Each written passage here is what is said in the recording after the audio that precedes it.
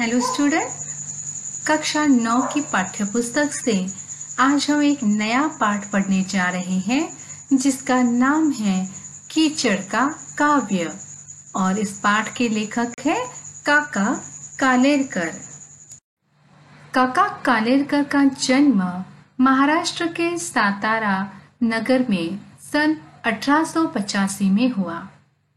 काका की मातृभाषा मराठी थी, परंतु उन्हें गुजराती, हिंदी, बांग्ला और अंग्रेजी भाषा का भी अच्छा ज्ञान था।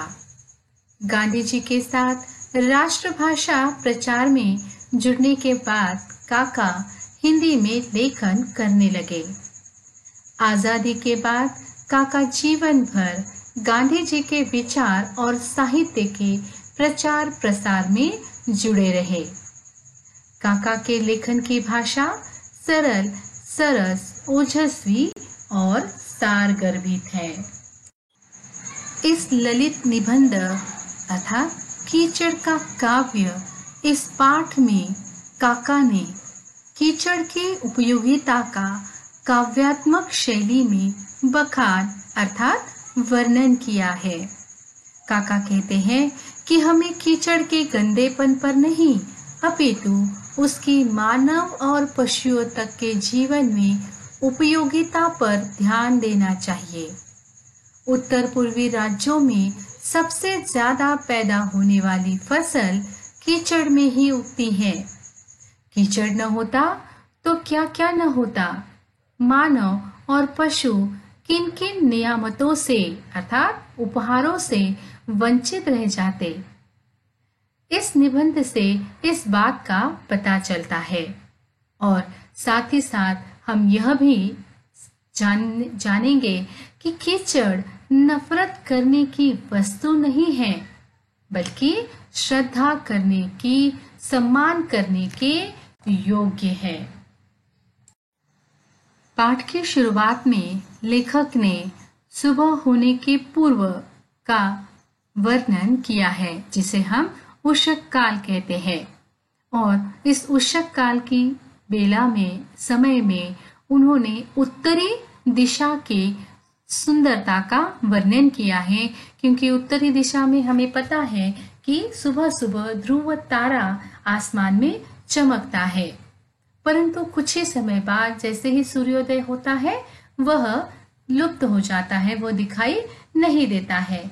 इसी बात का यहाँ पर उन्होंने वर्णन करते हुए कहा है, आज सुबह पूर्व में कुछ खास आकर्षण नहीं था, क्योंकि अभी सुबह तो हुई नहीं। पूर्व अर्थात क्यों इसलिए कहा, क्योंकि पूर्व में ही हमारे सूर्योदय होता है, परंतु सूर्योदय से पूर्व दिशा में देखने के लिए कुछ आकर्षण नहीं था। तो इसकी तुलना में रंग की सारी शोभा, सुंदरता उत्तर में जमी थी। उस दिशा में तो लाल रंग ने कमाल कर दिया था, अर्थात ध्रुव तारे के कारण उत्तरी दिशा बहुत ही ज्यादा सुंदर लग रही थी, परंतु बहुत ही थोड़े समय के लिए। देखते ही देखते वहां के बादल श्वेत पुनी, श्वेत अर्थात सफेद और पुनी अर्थात रुई या कपास जैसे हो गए और यथाक्रम अर्थात हर दिन की तरह दिन का आरंभ हो गया, अर्थात सूर्योदय हो गया। लेखक यहाँ प्रश्न कर रहे हैं कि हमारे यहाँ के कई कवि, साहित्यकार सभी ने आकाश, पृथ्वी, यहाँ की नदी नालों का सबका वर्णन किया है, परंतु किसी ने भी कहीं पर भी कीचड़ का वर्णन नहीं किया है। इस बात का खुलासा करते हुए लेखक कहते हैं, हम आकाश का वर्णन करते हैं, पृथ्वी का भी वर्णन करते हैं, जलाशयों का वर्णन करते हैं, पर कीचड़ का वर्णन कभी किसी ने किया है? क्योंकि नहीं किया है। क्यों? क्योंकि कीचड़ में पैर डालना कोई पसंद नहीं करता, क्योंकि उनका मानना क्या है कि कीचड़ से शरीर गंदा होता है, कपड़े मैले हो जाते हैं और कोई भी अपने शरीर पर कीचड़ उड़े, यह किसी को भी अच्छा नहीं लगता है और इसीलिए कीचड़ के लिए किसी को भी सहानुभूति नहीं होती है और हर कोई इस कीचड़ में पैर डालने से बचता है, कीचड़ से दूर दूर रहता है। क्यों? क्योंकि उनकी सोच में कीचड़ एक गंदा है और जिससे बचना चाहिए। उससे हमारा शरीर, कपड़े सब कुछ मैले हो जाते हैं। यही हमारी कीचड़ के बारे में सोच होती है।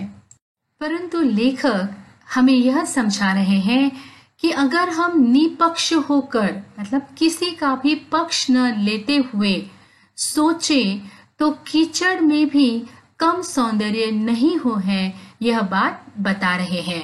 वे कहते हैं पहले तो यह कि कीचड़ का रंग बहुत सुंदर होता है। कीचड़ यह नफरत की बात नहीं है, कीचड़ में भी सौंदर्य है, कीचड़ में भी सुंदरता है। बस उस सुंदरता को देखने की नजर आपने होनी चाहिए। लेखक कहते हैं हम सब कीचड़ के जैसे रंग पसंद करते हैं। कहाँ कहाँ पसंद करते हैं हम? पुस्तकों के गत्तों पर, कीमती कपड़ों के लिए, घर की दीवारों पर हम कीचड़ के जैसे रंग को ही पसंद करते हैं। जैसे थोड़ा सा हल्का काला या ग्रे कलर जिसे हम बोलते हैं वो, या थोड़ा सा ब्राउनिश कलर, ये सारे कीचड़ के ही समान दिखने वाले रंग है। मिट्टी के रंग, खासकर जिसे हम कहेंगे मिट्टी के रंग, और इन्हें हम पसंद करते हैं। परंतु जब बात कीचड़ की आती है तो हम उससे दूर भागने की कोशिश करते हैं। लेखक कहते हैं कि कीचड़ के समान जो रंग है उसे और कौन कौन पसंद करता है? तो लेखक कहते हैं कलाभिज्ञ लोग, अर्थात कला के जानकार लोगों को भट्टी में पकाए हुए मिट्टी के बर्तनों के लिए यही रंग बहुत पसंद है। जो किस बात का कौन सा रंग पसंद है? कीचड़ के रंग जैसा रंग उन्हें पसंद है। यहाँ तक कि फोटो लेते समय भी यदि उसमें कीचड़ का या किसी ठिकरे का एक रंग आ जाए तो उसे वाम टोन कहकर विज्ञ लोग, अर्थात विद्वान लोग खुश हो जाते हैं, प्रसन्न हो जाते हैं। पठित पाठ्यांश पर प्रश्न चर्चा। प्रश्न पहला, रंग की शोभा ने क्या कर दिया था? प्रश्न 2, बादल किसकी तरह हो गए थे?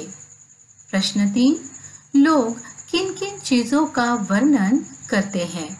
प्रश्न 4, कीचड़ का रंग किन किन लोगों को खुश करता है?